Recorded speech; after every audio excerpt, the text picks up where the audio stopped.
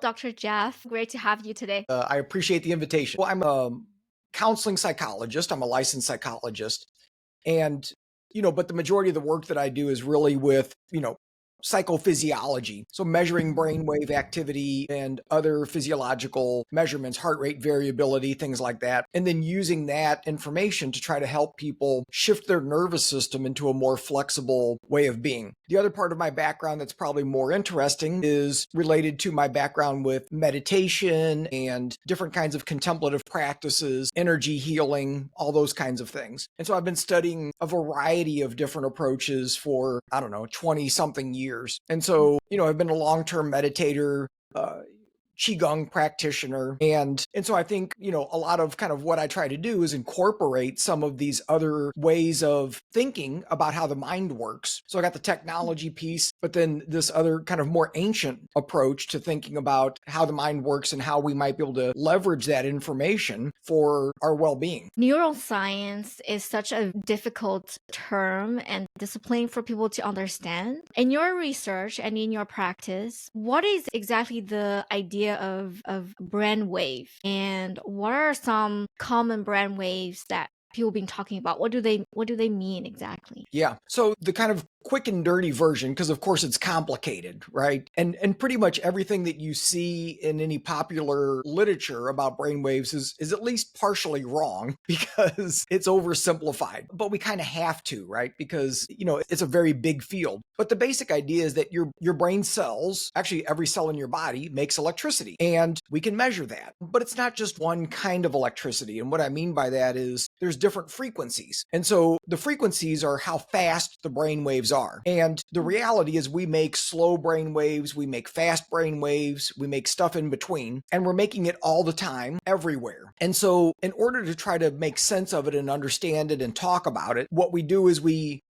put them in little clusters, little groupings based on the speed. And so this is the stuff that most people are familiar with when we start talking about delta waves and theta waves and alpha waves. Really what those are, they're different speeds of brain waves. And delta is the slowest brain wave, and then theta, so going from slow to fast, delta, then theta, then alpha, then beta. And then depending on who you're reading, what their research is, or what neurofeedback program they're using, there's probably going to be a high beta or some other designation around beta activity. And then gamma. Gamma is the fastest brainwaves. And so, we have all of these brainwaves all the time. So it's a little bit of a mistake when people kind of say, oh, I'm in an alpha state or something, because it sort of suggests that your brain is only making one thing.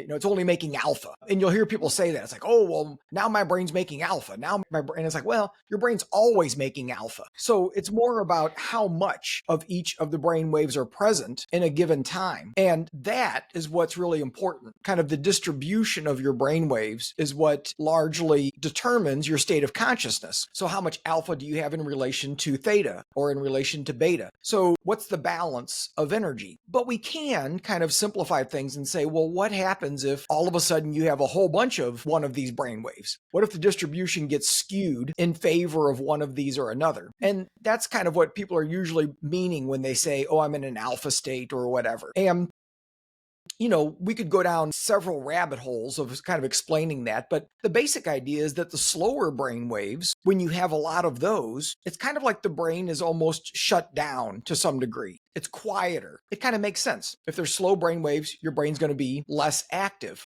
right?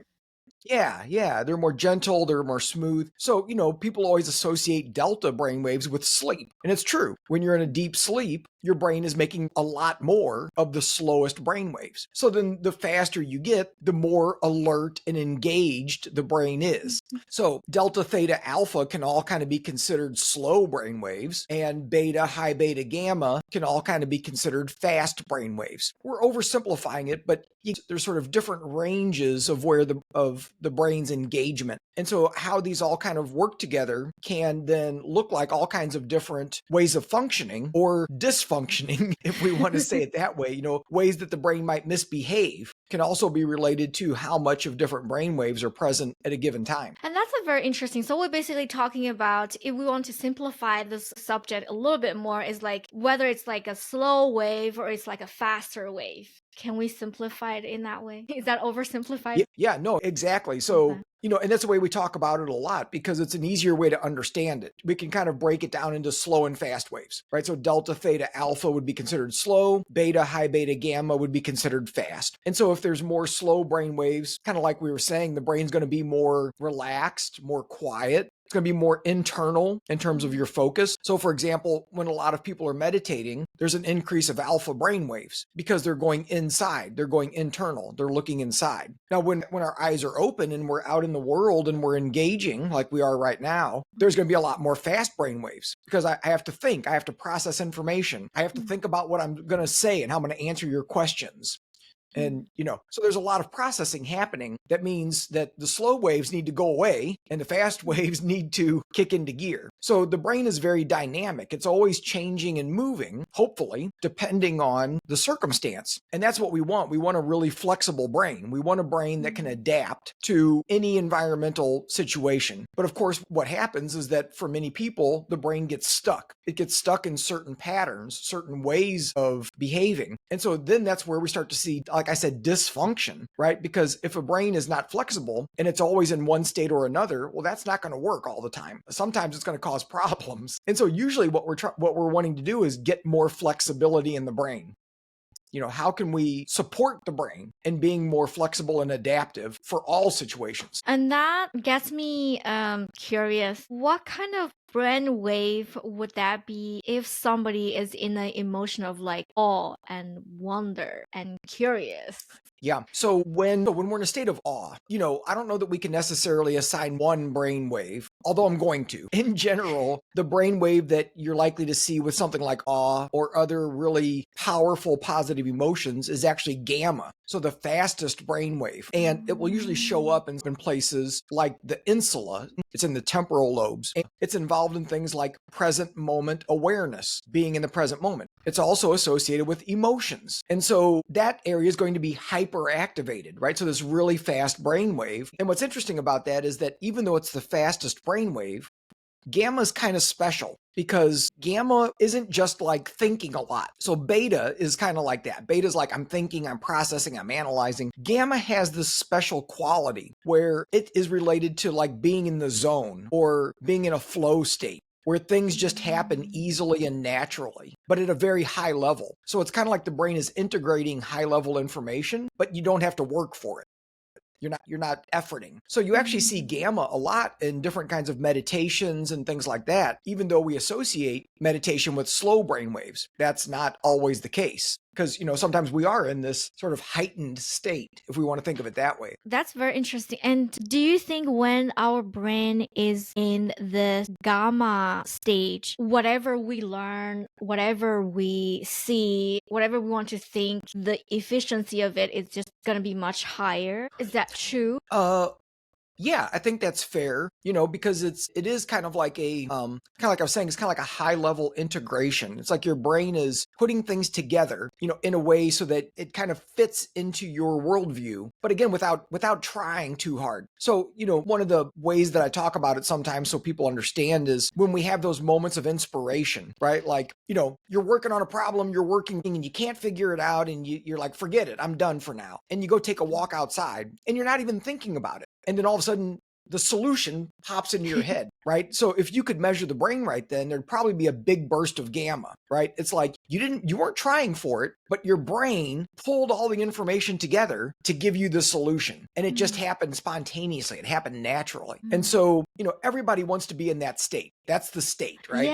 Yeah. So is there ways we can reach that state more frequently or we can't? I mean, sort of, right? But it's funny because, the world that I'm in, we use a lot of technology to influence the brain. And so what a lot of people want to do is, well, can I just make more gamma? And well, yeah, you can make more gamma in the brain. And there does seem to be some benefit to that. For instance, it seems to be helpful for things like dementia or other cognitive problems. So kind of feeding gamma into the brain one way or another seems to help with cognitive functioning, but it's not necessarily going to also all of a sudden make you an expert meditator or make you be in a flow state. right? Like you still have to kind of like learn how to do that or maybe just get lucky. And so really, the way to kind of develop the ability to get into a flow state is actually more like practicing mindfulness and more focus. It's like, can I be focused and not have my attention diverted to everything else in the world, right? So can I be fully present and also focused so that my energy is right here? And that's the way to get into a flow state. And so it's almost more like learning how to do that or kind of retraining ourselves. Because of course, as little kids, we all did that all the time. You'd be out playing with your friends or whatever, and you'd lose track of time and you were totally in the moment and things just happened, right? You didn't plan everything and figure everything out. You just existed. You just did it. And so we kind of forget as adults, right? We think too much. We try too hard. And so it's kind of unlearning some of that and just being more present is really the key. Also, if we have a high level of skill in an area, it makes it easier. So, you look at athletes when they're in a zone, and these are high level athletes. These are athletes who they don't have to think about what they're doing. They can just do it. And so there is an element of expertise involved that whatever it is that you want to be in the flow with, well, you kind of have to be good at it, right? Because if you're not very good, then you're going to be trying really hard, right? So I love music, but I'm not a very good musician. I play the drums and I'm okay. But when I play the drums, I'm often thinking a lot about what I'm doing and what I need to do next and how I need to transition. And I'm analyzing everything that's happening. And that's not being in a flow state. Right? Being in a flow state would be just playing and doing it flawlessly without any effort. So I need to get a lot better before I'm going to be able to do that. So basically, the flow state, one thing that we can control is we can at least try to practice our ability to focus. Whether we're an expert on something or not, that's something we can control, and that gets us more gamma waves in there. The second part is kind of, we need to like practice and practice. We need to go through the stress, the anxiety, the overthinking, the disappointment in ourselves, and we keep trying. And then when we have enough hours and practices, then we will be rewarded with that flow state once we reach that expert state. So one of the elements involved is developing a skill at a high enough level so that we're not caught up in the anxieties and things. And that's true. However, you can be in a flow state with something that you're not an expert in, but you have to sort of learn to adopt qualities of somebody that is an expert. So again, like just to use my simple example of me playing the drums, every time I've ever had a drum lesson, one of the things that they say is relax, like relax. And I'm like, it's like, okay, I'm trying to, but you're thinking and processing. So then you tighten up. And of course, in those moments when I'm practicing, when I can relax, guess what? I play better. It's like learning how to, even though I'm not an expert, how can I learn to relax into the situation and not over effort? And that's where things start to flow more easily. And I think that's actually a good lesson for life, right? Is how do we learn to be easier with how we're engaging with things? And that reminds me of a book. It's called The Open Focused Brain. Is that the sort of state that we want to be in? Like we stay open, but attuned to all the attuned to our environment, but at the same time we're focused. Is open focused brain a particular brainwave? Is that gamma in the end, or what kind of brainwave is open focused state? Yeah, so the open focus approach, so it was developed by a guy named Les Femi, and he passed away a few years ago. And he was kind of one of the grandfathers of neurofeedback. He was in that field from the very beginning. And so he actually started with neurofeedback and then over time kind of developed this approach, this open focus approach, which is a little bit more like a meditation. And the reason he developed the meditation was because, he figured he couldn't hook everybody up to neurofeedback. So was there some sort of technique he could use that was more accessible? And so the reason that this is important is because what he was trying to do is find a meditation technique that would mimic what he was doing with neurofeedback. And what he was doing with neurofeedback was something called alpha synchrony. So it's actually alpha brain waves that he was focused on. And what he was doing, which was special, is he would target 5 brain areas at the same time. So 2 in the front, 2 in the back, 1 in the middle. And essentially when all 5 of those locations were simultaneously increasing alpha, that's what he would reward. So this alpha synchrony state. What he found was that when people were able to do this, it seemed to help with just about every kind of problem problem you could have. And so, he really spent some time investigating, trying to figure out, well, how else can I help people do this? And so open focus was kind of the answer to that. And what people are doing in open focus is something that, they're paying attention in a different way. And you're paying attention to the spaciousness, to the openness between things, right? And so it's a much more relaxed way of paying attention. So it kind of goes to exactly what we're saying. If you can be much more relaxed in your attention and allow the mind to take in more information or to be aware of more information, then things just flow more easily. And again, it goes back to this idea of over efforting, right? Which is more of a directed focus, right? It's like it requires a lot of brain energy, and there's a time for that. There's a place for that, but we don't want to be doing that all the time. Your brain's going to get worn out, which is what happens. We all go to work all day and we think and we try and we work all day and then we're exhausted. And, Burnout. but it's like, well, what if we took turns? What if we took turns between being hyper focused and being more relaxed in our attention? It's like, give the brain a break, allow more information in, allow things to happen more easily. That flows to the next question. So in a day-to-day basis, everybody goes to work and working on projects and replying emails and doing different learning programs, communicating with each other and dealing with things. And in that kind of chaotic day-to-day flow, what are some techniques, like practical techniques that we can just use, simple, that we can just use, that brings us to this open focusedness, and if we're lucky, into this gamma state? Yeah, there's really a couple of things that I would say, right? Because the open focus approach is, well, I'm not going to say it's easy. The concept is simple, but really what you're doing is paying attention to the absence of something. So the absence of something. How do you pay attention to the absence of something? How do you pay attention to something that's not there? Yeah. And so Dark it's basically matter. focusing on, yeah, right. But it's like, it's focusing on the space between things, or volume, or distance, right? Because there's really nothing there, but you can pay attention to it. So for example, like right now, while I'm talking to you, if you just put one hand on your lap or put both hands on your lap and kind of let your fingers just fall naturally so that the fingers are kind of separated a little bit, and you don't have to look at them, but just, can you notice the space between your right thumb and your right index finger? I can visualize it. Can you feel it? I'm not sure. Yeah. And some of that just takes a little bit of practice. And of course, this is not the ideal environment to be trying to do something like this, right? But this kind of a technique where you're just taking a break and you're totally shifting the way that we normally pay attention. So instead of paying attention to all the details, pay attention to the space between the details. And you can use your body for this. You can use just noticing the space between your fingers, noticing, if you read some of the prompts from their meditations, from the open focus meditations, those are the things they direct your attention to. It's like, can you notice the distance from the tip of your nose to your chin? Can you notice the volume within your ears? So they're using the body because it's right with us. It's something that's present. It activates certain parts of the brain. But the way that we're paying attention is not to the details. We're not paying attention to the ear itself. We're paying attention to the space within the ear. And it's a little weird the first few times you do it, because the brain wants to try to figure it out. The brain's like, okay, wait a minute.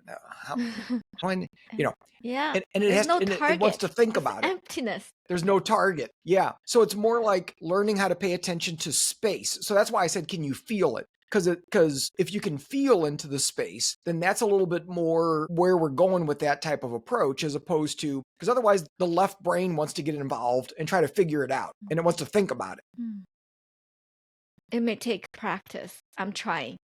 I can see the space, but feeling it's usually still difficult. It usually does take practice, but what's kind of interesting is that once you kind of figure it out, then it's actually not that hard to go back to it. But especially the first couple of times, it might take a minute. And like, even if I'm taking people through a meditation that's like an open focus meditation, they're usually kind of long. They're usually, 40 minutes or something. And, it's a lot of me giving them different instructions. Every 20 or 30 seconds, I'm asking them to pay attention to something else or pay attention in a different way. And usually it takes people about 10 minutes before they really settle in and shift the way that they're paying attention.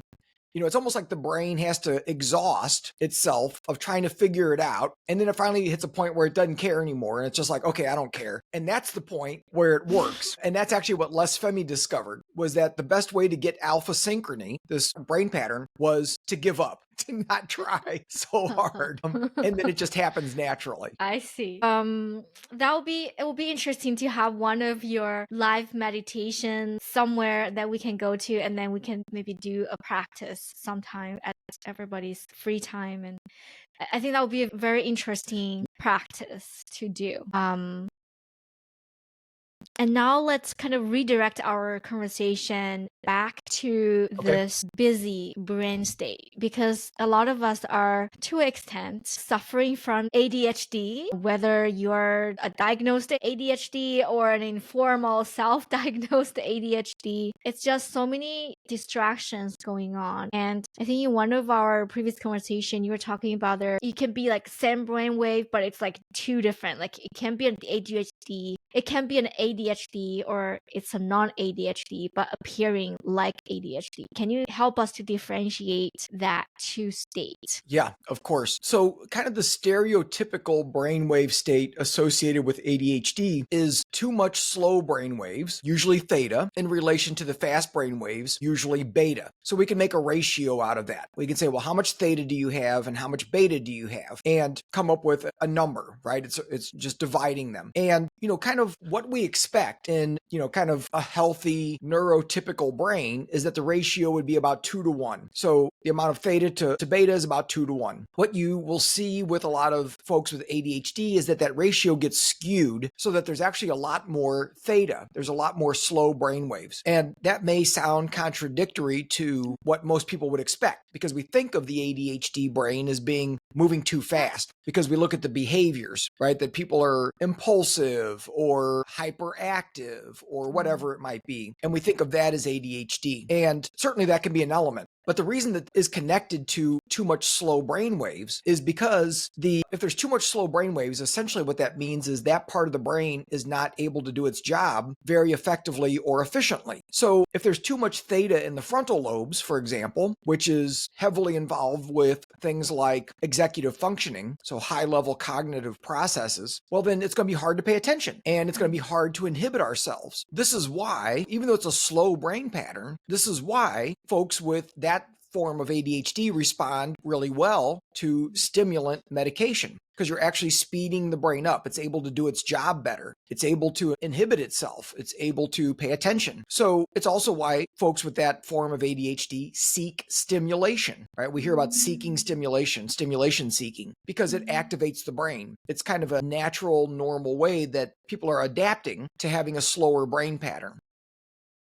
Now, the other one that you mentioned is actually the opposite, right? So there are people who can have too much fast brainwave activity in relation to slow. And so this is a brain that's just running way too fast. And certainly that can look just like ADHD. Now, there's some argument about whether that's just a different kind of ADHD or whether maybe it's not ADHD at all. Maybe it's just an overstimulated brain. Maybe it's an anxious brain or an agitated brain. Either way, you could still have a lot of trouble paying attention. But the differentiation between the two is kind of important because it has implications for how you might want to work with it. Right? If you have an under-aroused brain where there's too much slow brainwave activity, you need to speed the brain up. If you have an over-aroused brain that's running too fast, well, you have to quiet it down. So the approach that you would take is kind of the opposite, depending on which brain you might have. Yeah, and I think for people who think, oh, you're ADHD, the most intuitive kind of thing that they would suggest is, just slow down, right? You have to like watch something that slows you down or do some meditation or something. But if it's to like ADHD, they're already having a lot of slow waves, and meditation definitely does not help. Maybe ask them to stand up, jump around, and do more activities, exercise, and play a really fast game. And that could be a way for them to manage the hyper slow brainwave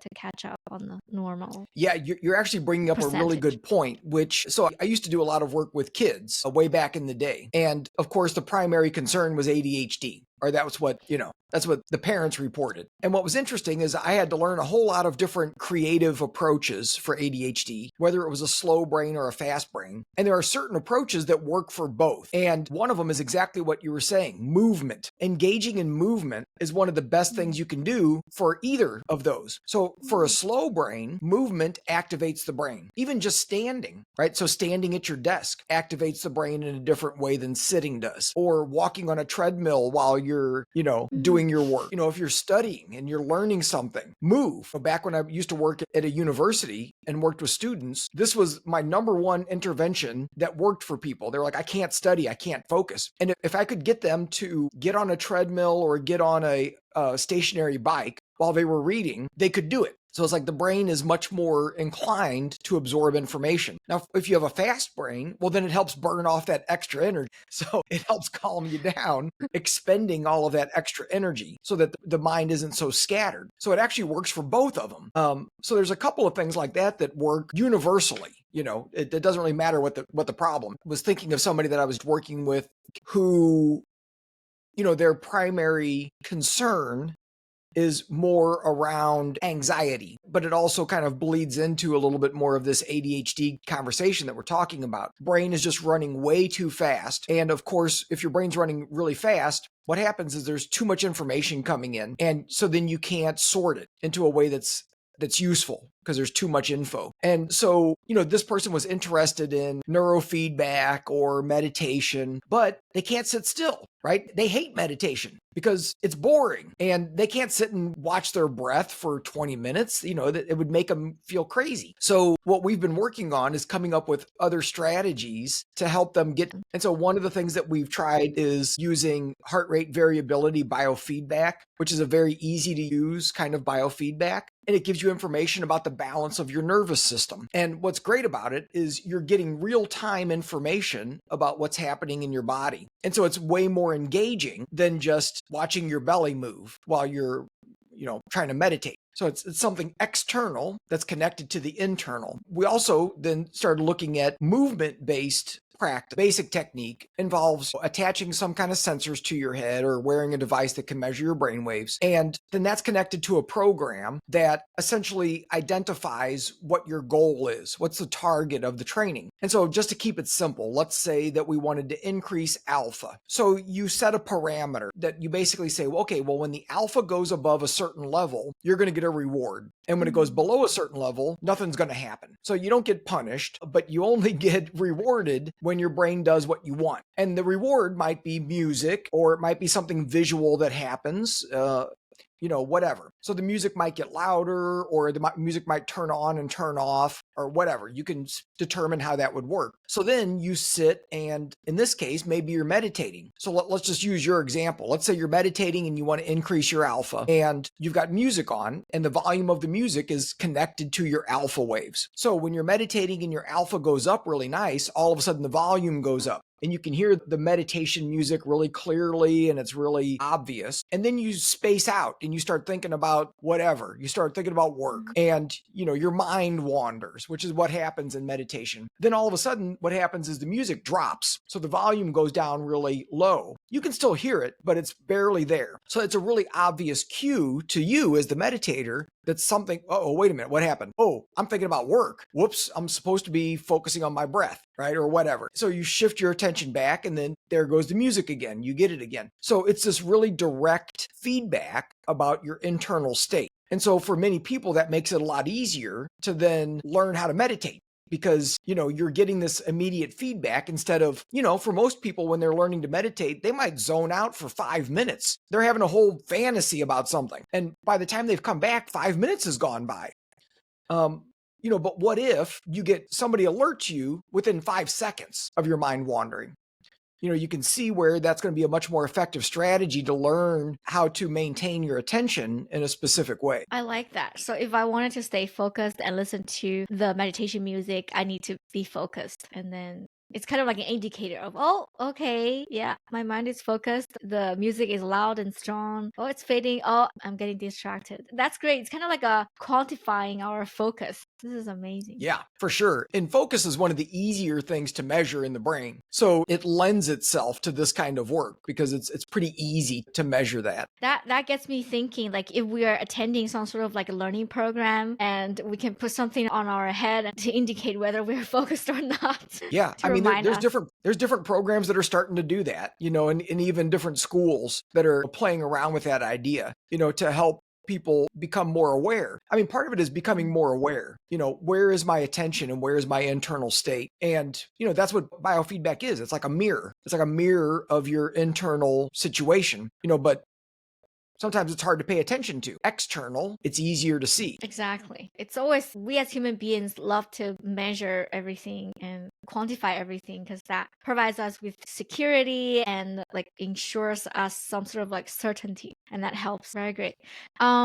Let's kind of dive deep into your a case study that you did, maybe helping some people to improve their attention, to improve their ADHD condition. We would like to hear that. Yeah. And so, the first person that came to mind was somebody that I'm working with, currently. And so this is somebody who their primary concern was mostly around anxiety. But again, like we've already talked about, that can really cause a lot of attention problems and make people feel really distracted and overwhelmed with information in their brain that they can't shut off or control. And this is somebody who was interested in meditation, but has never been able to meditate because of the anxiety and all the distractibility. So it's a catch. They know that it would be good, but they can't get themselves to do it in any consistent way. So it's not going to help. And so, we looked at this person's brainwaves, and in fact, they have way too much fast brainwave activity. Excuse me. So we knew right away that we need to calm the brain down. And so we started looking at different ways to do that.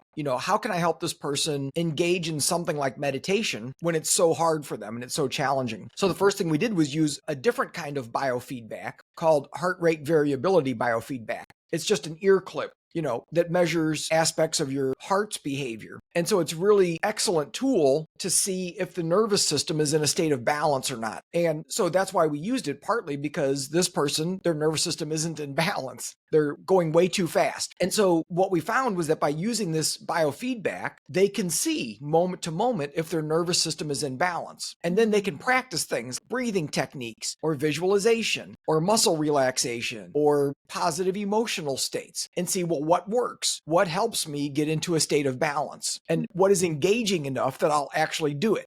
So we started with that and found some success with something as simple as specific breathing techniques. So now they've got something they can do at home. Even if they don't have the equipment, we taught them a breathing technique that they saw demonstration that it changes their physiology. So, okay, cool. They've got something very concrete to practice. Then we started doing more movement-based practices. And again, we talked about movement, but for this person, again, they can't meditate sitting still. It drives them crazy. So I started teaching them some Qigong. So you're standing, you're moving the body, you're coordinating the movements with your breath. In some cases, you might visualize where the breath is going or whatever, but it's much more engaging than just sitting and watching your belly expand and contract.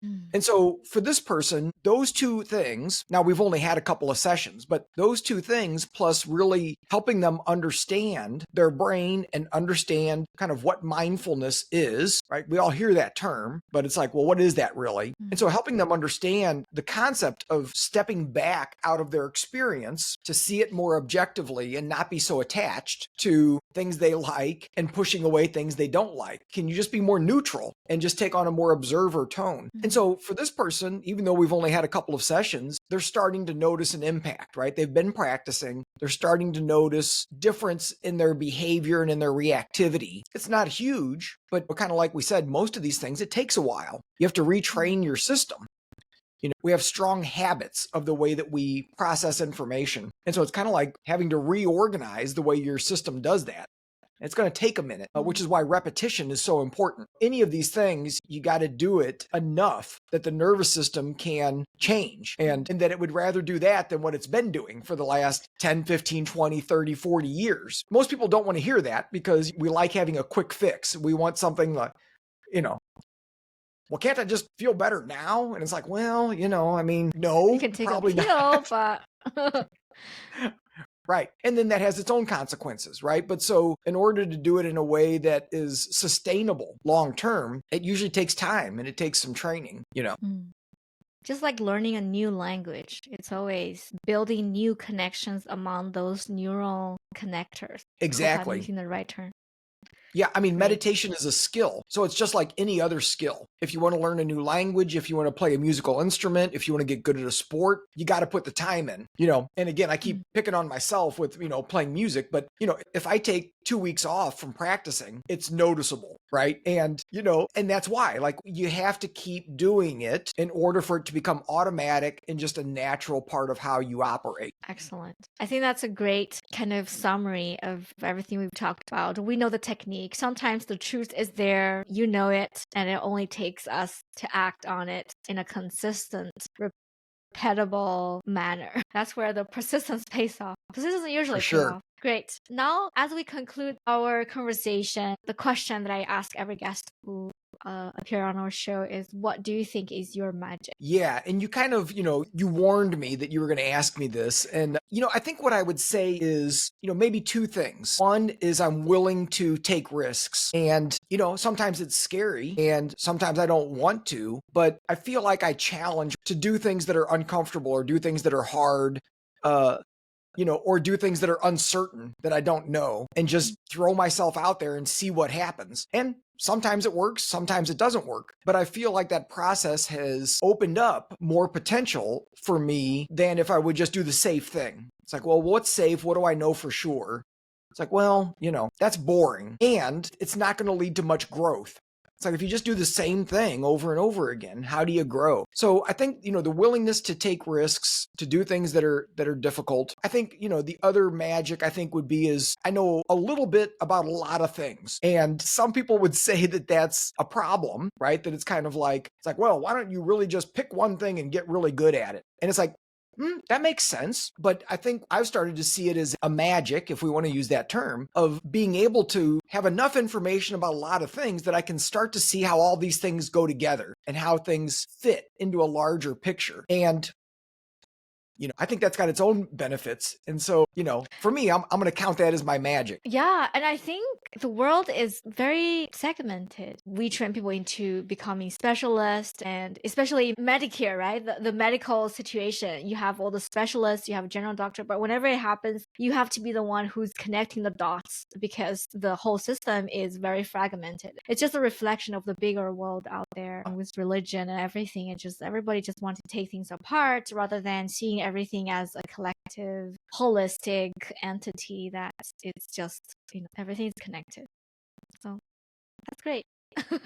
Thank you very much, Jeff, for your wisdom and insights and evidence-based strategies and technique. And I hope our audience have learned a lot and something that everybody can take from this conversation and practice in your daily life. And we hope there's more peace and more well-being and more gamma waves in everybody's brain. And it's going to be a beautiful world. Yeah, perfect. Yeah, thanks for having me. I appreciate it.